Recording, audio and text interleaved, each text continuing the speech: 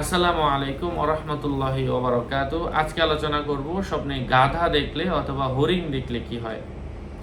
আলোচনা বুঝতে সাথেই থাকবেন। এখনো যারা চ্যানেলটি সাবস্ক্রাইব করেননি সাবস্ক্রাইব করতে বলবেন না। প্রত্যেক ভিডিওতেই বলি ভেরিফাই চ্যানেলের ডেসক্রিপশন বক্সে ক্লিক করলে পেজ এবং আইডি আসবে। এটা ছাড়া আলাদা অন্য কোনো পেজ নেই, আইডি নেই, ইমো নেই, হোয়াটসঅ্যাপ নেই, টিকটক নেই। নাম ছবি দেখে বিভ্রান্ত হবেন না। স্বপ্নে কোনো মানুষ যদি গাধা দেখে অথবা হরিণ দেখে, আগে গাধাটা বলি, এর অর্থ হচ্ছে আশপাশের কোনো মানুষ তার অনুগত হবে। হ্যাঁ, স্বপ্নে আবার কারো কারো মতে গাধা দেখলে সে ইসলামের ব্যাপারে, দ্বীনের ব্যাপারে দ্বিধা দ্বন্দ্বে ভুগবে। গাধা যদি তার অনুগত করতে দেখে, এর অর্থ হচ্ছে সে খুবই ভয়ে থাকবে। হ্যাঁ, স্বপ্নে কোনো মানুষ যদি পুরুষ গাধা দেখে, কারো কারো মতে সে অতি দ্রুত সময়ের মধ্যে তার কোনো ইবাদত কবুল হবে, সে নামাজি মনোযোগী হবে, সে মানুষের উপকার করবে, তার মাধ্যমে মানুষের উপকার হবে।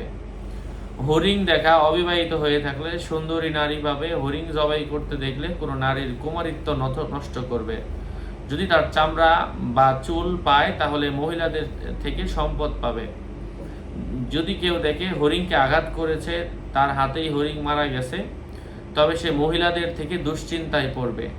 শিকার করার উদ্দেশ্য ছাড়াই হরিণ অথবা গাভীর দিকে তীর নিক্ষেপ করতে দেখলে স্বপ্নদ্রষ্টা এমনিতেই মহিলাদেরকে অপবাদ দিবে। শিকার করার উদ্দেশ্যে তীর নিক্ষেপ করতে দেখলে সে গনিমত পাবে। যদি শিকার চলে যায় তাহলে সে গনিমত তালাশ করার পরও তা পাবে না। স্বপ্নে হরিণীর বাচ্চা পেতে দেখলে স্বপ্নদ্রষ্টা সুন্দরী স্ত্রী থেকে সন্তান পাবে। অনুরূপভাবে যদি অচেনা বন্য গাভীর বাছুর পায় তাহলে সে সন্তান বা গোলাম পাবে, এমন কিছু বোঝায়। আশা করছি উপকৃত হয়েছেন। আরও আপডেট পেতে সাথেই থাকবেন। সকলের মঙ্গল, সুস্বাস্থ্য, দীর্ঘায়ু কামনা করে এখানেই শেষ করছি।